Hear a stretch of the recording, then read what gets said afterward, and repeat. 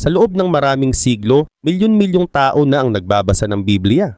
Pero habang mas pinag-aaralan ito ng mga historian, scientists at theologian, mas marami ring tanong ang lumalabas. May mga bahagi kasi rito na hanggang ngayon ay pinagdedebatihan pa rin. Mga detalye ito na tila ordinaryo lang sa unang tingin. Pero kapag sinuri mo ng mabuti, may mas malalim palang kahulugan. At ang isa sa pinaka-interesanting halimbawa nito ay makikita mismo sa pinakaunang bahagi ng Biblia. Pero bago tayo magsimula, huwag kalimutang i-like ang video na ito. Malaking bagay na ito para sa aming mga content creator. Maraming salamat at ngayon simulan na natin. Sa aklat ng Genesis may isang kabanata na kadalasang nilalampasan lang ng maraming nagbabasa. Isa itong mahabang listahan ng mga pangalan mula kay Adam hanggang Noah. Para sa iba parang simpleng family record lang ito. Pero ayon sa ilang Bible scholars at Hebrew researchers, may kakaibang pattern umano na nakatago sa kahulugan ng mga pangalan. Halimbawa, ang pangalang Adam ay may kahulugang tao. Ang Seth naman ay appointed o itinakda. Ang Enosh naman ay konektado sa pagiging mortal o mahina. At habang pinagsasama-sama ang mga kahulugan ng bawat pangalan, ay may lumalabas na mensaheng tila konektado sa kaligtasan, pagdurusa at pagdating ng isang tagapagligtas. Para sa ilang Kristiyanong mananaliksik, hindi raw ito simpleng coincidence. Para sa kanila, isa itong halimbawa kung paano umano naglalagay ng mas malalim na simbolismo ang Biblia sa loob mismo ng mga detalye nito. Ngunit mahalagang tandaan na hindi lahat ng scholars ay sumasang-ayon dito. May ilan ding nagsasabing maaring interpretasyon lamang ito at hindi literal na hidden code. Pero dito lalo nagiging misteryoso ang usapan dahil sa buong Biblia, paulit-ulit na lumalabas ang ideya na may mga bagay na hindi agad nauunawaan sa unang basa. Ayon mismo sa ilang talata, may mga katotohanang nakakubli at unti-unting nahahayag habang tumatagal. At hindi lang sa mga pangalan umiikot ang ganitong misteryo. Isa pa sa pinaka-pinag-uusapang bahagi ng Genesis ay ang kwento ng paglikha sa tao. Nakasaad doon na ang tao ay nilikha mula sa alikabok ng lupa. Sa loob ng mahabang panahon, itinuring lang ito ng marami bilang simbolikong paglalarawan. Pero nang mas umunlad ang modern science, may ilang scientist na nakapansin ng kakaibang koneksyon. Sa mga hindi nakakaalam, ang human body ay binubuo ng mga pangunahing elemento tulad ng oxygen, carbon, hydrogen, nitrogen, calcium at phosphorus. At ang mga elementong ito rin ang karaniwang matatagpuan sa lupa at sa crust ng Earth. Hindi ibig sabihin nito na pinatunayan na ng science na ang Biblia ay may supernatural na paraan. Pero para sa maraming believers, nakakabilib isipin na libo-libong taon na ang nakalipas, may konsepto na ang sinaunang teksto tungkol sa koneksyon ng tao at ng lupa. Mas naging misteryoso pa ito nang mas maintindihan ng science ang DNA. Ang DNA ang nagsisilbing blueprint ng bawat buhay na organismo. Dito nakalagay ang impormasyon tungkol sa hitsura, katawan at biological traits ng isang tao. Sa paglipas ng panahon, may ilang religious researchers na nagtangkang iugnay ang numerical patterns ng DNA sa Hebrew language. May ilan sa kanila ang nagsasabing may mga sequence raw na tila konektado sa pangalan ng Diyos.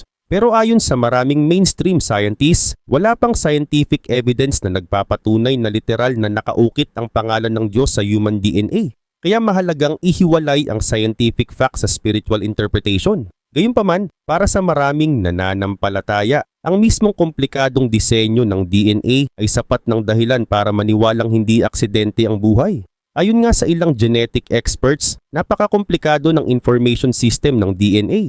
Bilyon-bilyong instructions ang laman nito at halos bawat cell sa katawan ay may sariling copy ng napakahabang genetic code na ito. At habang mas pinag-aaralan ng science ang katawan ng tao, may isa pang discovery na naging viral sa Christian community sa buong mundo. Ito ay tungkol sa isang molecule na tinatawag na laminin. Ang laminin ay isang mahalagang protein sa katawan na tumutulong para magdikit-dikit ang mga cells at tissues. Para itong biological glue na nagbibigay ng structural support sa katawan. Nang ilabas ng ilang microscope images ng laminin, napansin ng maraming tao na kahawig nito ang hugis ng isang cross. Dahil dito, mabilis itong naging simbolo para sa ilang Kristiyano. Para sa kanila, parang paalala raw ito na kahit sa pinakamaliit na bahagi ng katawan, makikita ang simbolismo ng pananampalataya.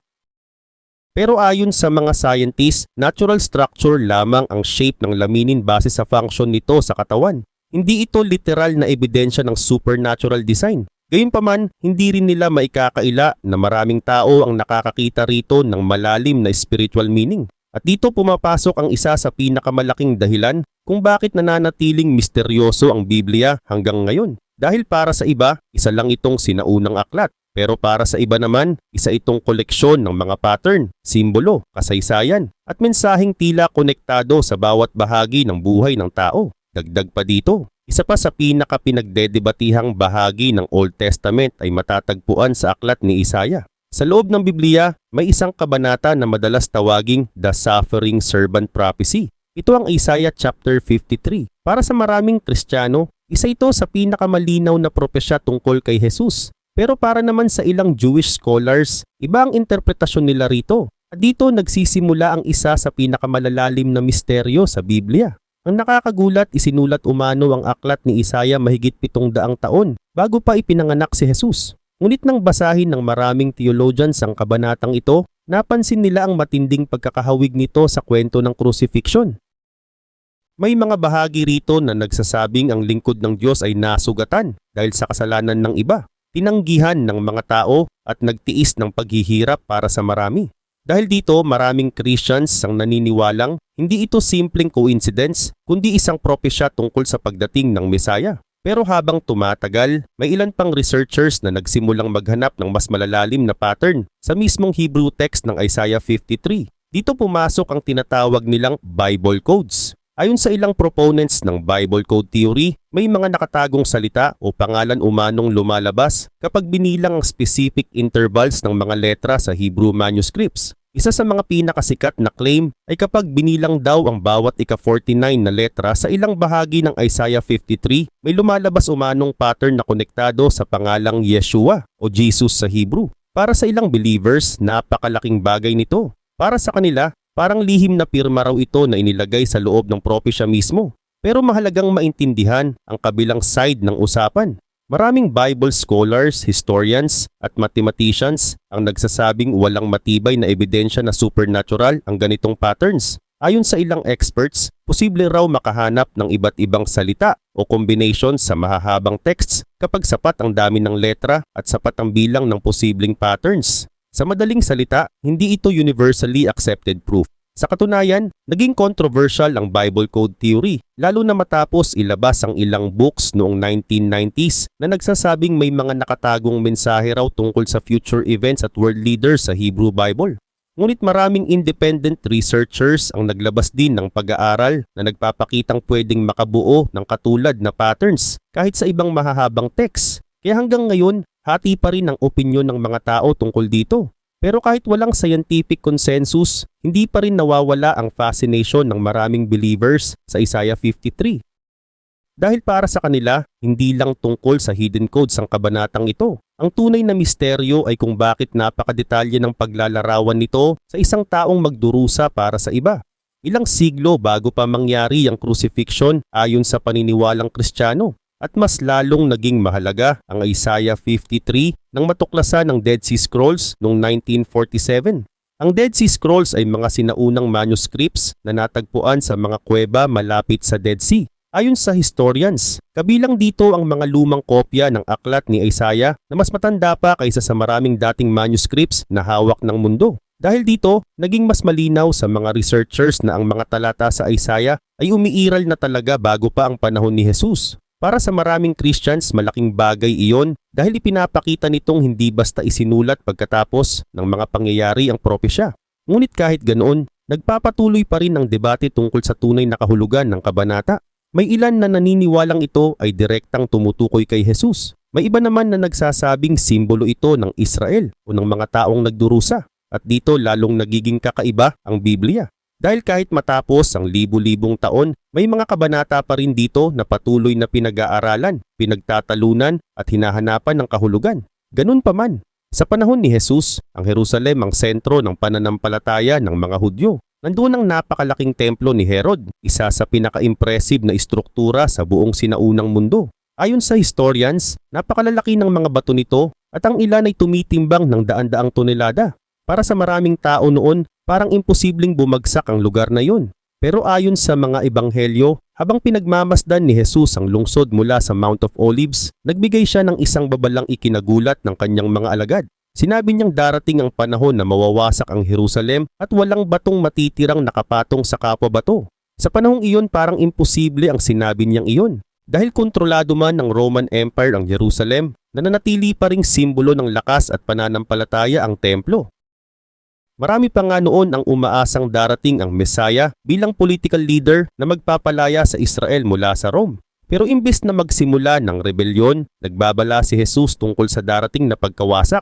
At makalipas ang halos 40 years, may nangyaring gumulat sa buong rehiyon. Noong year 70 AD, sumiklab ang malaking pag-aalsa ng mga Hudyo laban sa Rome. Bilang tugon, pinalibutan ng Roman army sa pamumuno ni General Titus ang Jerusalem. Ayon sa mga historian tulad ni Josephus, naging matindi ang gutom, kaguluhan at desperasyon sa loob ng lungsod habang tumatagal ang siege. Pagkatapos ng matinding labanan, nasunog ang templo. At dito nagsimula ang isa sa pinakakilabot na bahagi ng kasaysayan ng Jerusalem. Ayon sa ilang historical accounts, dahil sa sobrang init ng apoy, natunaw umano ang mga gintong dekorasyon ng templo at pumasok sa pagitan ng mga bato. Dahil dito, isa-isang binuwag ng mga sundalong Romano ang mga pader para makuha ang natunaw na ginto. Hanggang ngayon, ginagamit ng maraming Christians ang pangyayaring ito bilang halimbawa ng isang propesyang umano'y natupad. At hindi ito simpleng alamat lang. May mga historical writings mula kina Josephus at Roman historians tulad ni Tacitus na naglalarawan sa pagkawasak ng Jerusalem noong 1st century. Pero kahit malinaw sa kasaysayan ang pagbagsak ng lungsod, nananatili pa rin ang debate sa mas malalim na tanong. Talaga bang propesya iyon? O isinulat lang ba ang ilang bahagi ng gospel? Matapos mangyari ang destruction ng Jerusalem, hanggang ngayon pinagtatalunan pa rin yan ng scholars. Ngunit para sa maraming believers, ang nakakakabigat ay hindi lang ang pagkawasak ng templo, kundi ang simbolismo nito. Dahil ipinakita raw nito na kahit gaano kalakas ang isang imperyo o relihiyosong sentro, walang permanenteng struktura sa mundo. At habang pinag-uusapan ang mga misteryosong pangyayari sa Biblia, may isa pang kwento na mas lalong mahirap ipaliwanag. Ito ay ang kwento tungkol sa mahabang araw sa panahon ni Joshua. Sa aklat ni Joshua chapter 10, may isang kakaibang pangyayari sa gitna ng digmaan. Ayon sa teksto, nanalangin si Joshua upang huminto ang araw at buwan habang nakikipaglaban ng Israel laban sa kanilang mga kalaban. At ayon sa salaysay, tila huminto nga ang paggalaw ng araw sa langit hanggang matapos ang labanan. Sa modernong panahon, maraming tao ang tumitingin dito bilang metaphor lamang o poetic language. Dahil ayon sa science, napakalaking epekto sa buong planeta kung literal na titigil ang pag-ikot ng Earth. Pero noong 20th century, may isang kwento na naging sikat sa religious communities. Ayon sa claim ng ilang Christian speakers, may scientist umano na nagngangalang Harold Hill na nakadiskubre ng missing time habang pinag-aaralan ang galaw ng celestial bodies gamit ang computers. Sinasabi sa kwento na may nawawalang halos isang buong araw sa astronomical calculations. At konektado raw ito sa kwento ni Joshua. Ngunit ayon sa maraming researchers at fact-checkers, walang independent scientific evidence na nagpapatunay sa storyang ito. Sa katunayan, ilang organizations tulad ng NASA ay paulit-ulit nang nagsabing wala silang official record tungkol sa ganitong discovery. Marami ring historians ang nagsasabing urban legend lamang ang kwento ni Harold Hill na kalaunan ay kumalat sa sermons, books at religious talks. Pero kahit hindi suportado ng mainstream science ang claim na ito, hindi pa rin nawawala ang curiosity ng maraming tao tungkol sa Joshua chapter 10. Dahil hindi lang ito tungkol sa astronomy, mas malalim ang tanong na gustong sagutin ng marami. Bakit may mga sinaunang kultura sa iba't ibang bahagi ng mundo na mayroon ding mga kwento tungkol sa mahabang gabi o mahabang araw? May ilang legends mula sa China, Mesoamerica at iba pang ancient civilizations na nagsasalaysay ng kakaibang celestial events noong sinaunang panahon. Hindi ibig sabihin nito na pare-pareho silang tumutukoy sa iisang event, pero sapat ito para lalong lumalim ang misteryo. At dito muling bumabalik ang isa sa pinakamalalaking tanong tungkol sa Biblia. Alin dito ang history? Alin ang symbolism? At alin ang mga pangyayaring maaring hindi pa ganap na nauunawaan ng modernong tao hanggang ngayon? Sa buong kasaysayan ng mundo, ilan lang ang numero na kinatatakutan ng tao gaya ng 666. Makikita ito sa mga horror movies, conspiracy theories, at kahit sa totoong buhay. May mga hotel na umiiwas gumamit ng room number na 666. May ilan ding ayaw makita ito sa plate number, address o kahit sa resibo. Para sa marami, ito ang number of the devil.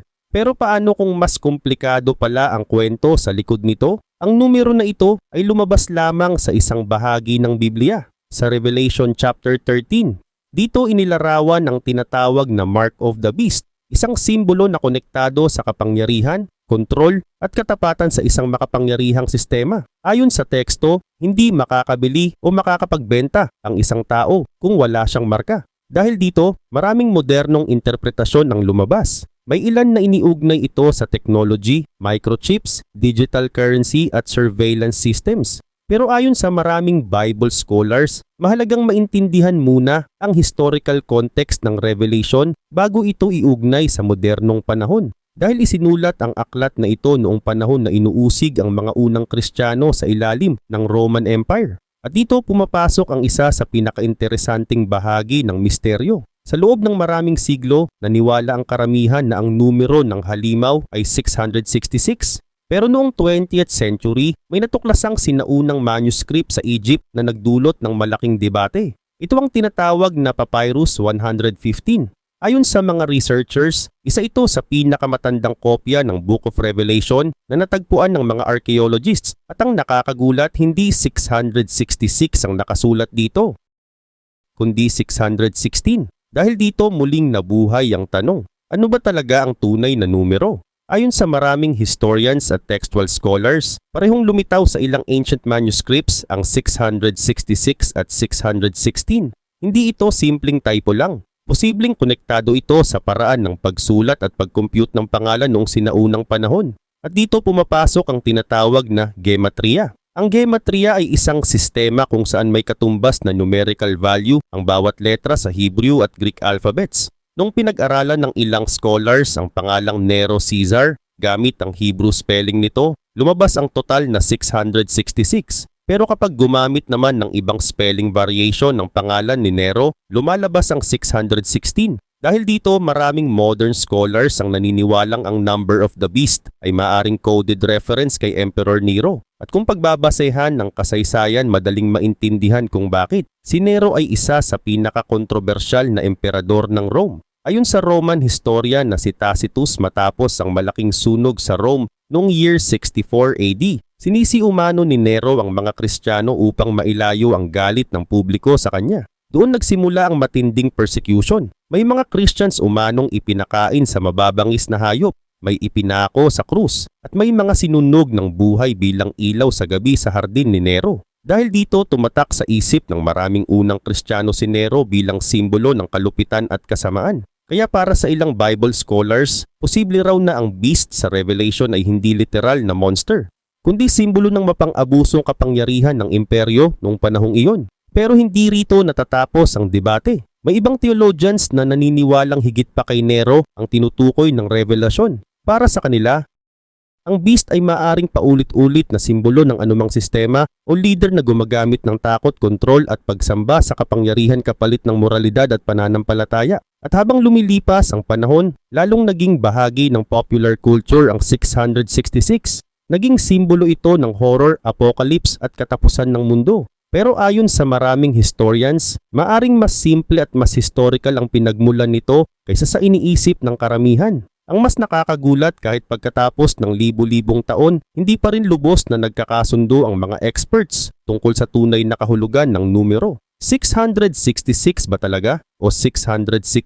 At kung ang numero ay simbolo lamang, sino o ano talaga ang tinutukoy ng beast? Hanggang ngayon nananatiling isa ito sa pinakamisteryoso at pinakapinagdedebatehang bahagi ng buong Biblia. Isa sa pinakakomplikado at pinakapinag-aaralang propesya sa buong Biblia ay matatagpuan sa aklat ni Daniel. Hanggang ngayon ginagamit pa rin ito ng maraming theologians, historians at prophecy researchers upang subukang maintindihan kung may timeline nga bang inilatag ang Biblia tungkol sa hinaharap ng mundo. Nagsimula ang lahat noong panahon ng pagkabihag ng mga Hudyo sa Babylon. Si Daniel, isang Hebrew na naging advisor sa loob ng Babylonian Empire, ay kilala sa Biblia bilang isang taong tumatanggap umano ng mga pangitain tungkol sa mga darating na kaharian at mga pangyayari sa hinaharap. Isa sa pinakamisteryosong bahagi ng kanyang aklat ay ang tinatawag na 70 Weeks Prophecy. Sa Daniel chapter 9, may bahagi kung saan sinabi ng anghel na si Gabriel na may 77s na itinakda para sa bayan at sa Jerusalem. Dito nagsimula ang napakaraming debate. Dahil ayon sa maraming Bible interpreters, hindi literal na weeks ang tinutukoy rito. Sa prophetic interpretation, ang isang day ay maaring kumatawan sa isang year. Kaya ang 70 weeks ay nagiging 490 years. At dito naging mas detalyado ang propesya. Ayon sa teksto, magsisimula ang bilang mula sa utos na muling itayo ang Jerusalem. May ilang scholars na nagtuturo sa decree ni Artaxerxes, hari ng Persya, noong 5th century BC bilang posibleng simula ng timeline na ito. Kapag kinompute raw ang mga taon mula rito, may ilang Christian interpreters na nagsasabing tumutugma ito sa panahon kung kailan nagsimula ang ministry ni Jesus noong 1st century AD. Para sa kanila, isa itong kamangha-manghang halimbawa ng propesyang natupad. Pero mahalagang maintindihan na hindi lahat ng scholars ay pare-pareho ng interpretation. May ilang historians at biblical academics na nagsasabing symbolic language lamang ang gamit sa aklat ni Daniel. Ayon sa iba, maaring isinulat o inayos ang ilang bahagi nito sa panahon ng matinding political crisis sa Israel upang bigyan ng pag-asa ang mga Hudyo laban sa mga mananakop. Ngunit para sa maraming believers, masyadong detalyado ang ilang bahagi ng prophecy upang ituring lang na coincidence. Mas naging kontrobersyal pa ito dahil may bahagi sa Daniel na tila nagsasalita tungkol sa pagkamatay ng Anointed One o pinahiran. Dahil dito, maraming Christians ang naniniwalang tinutukoy nito si Jesus at ang crucifixion. May ilan ding interpreters na nagsasabing ang final week ng prophecy ay hindi pa natutupad hanggang ngayon. At dito pumapasok ang isa sa pinaka-popular ngunit pinaka-pinagdedebatihang bahagi ng modern prophecy teachings, ang tinatawag na end times. Ayon sa ilang evangelical interpretations, may natitira pang huling yugto sa prophetic timeline ni Daniel.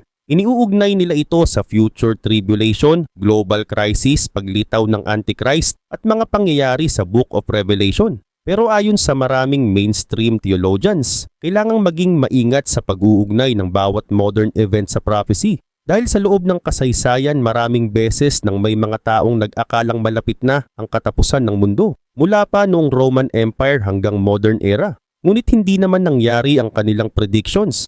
Sa kabila nito, hindi nawawala ang fascination ng mga tao sa propesya ni Daniel. Dahil kakaiba ang kombinasyon nito ng history, symbolism, mathematics at spiritual interpretation. At habang mas lumalapit ang mundo sa panahon ng advanced technology, global surveillance, economic instability at malalaking geopolitical tensions, mas marami ring tao ang bumabalik sa mga sinaunang propesya upang maghanap ng sagot. Talaga bang may clock na tumatakbo? May nakatakda nga bang timeline para sa kasaysayan ng tao? O bahagi lamang ito ng patuloy na paghahanap ng sangkatauhan ng kahulugan sa gitna ng kaguluhan ng mundo? Hanggang ngayon walang ganap na kasunduan ang mga scholars tungkol dito. Pero isang bagay ang malinaw. Pagkatapos ng libu-libong taon, nananatiling buhay ang mga misteryo ng Biblia. Mula sa Genesis hanggang Revelation, patuloy itong nagbibigay ng mga tanong na hanggang ngayon ay hindi pa rin lubos na nasasagot ng history, science o kahit modernong panahon mismo.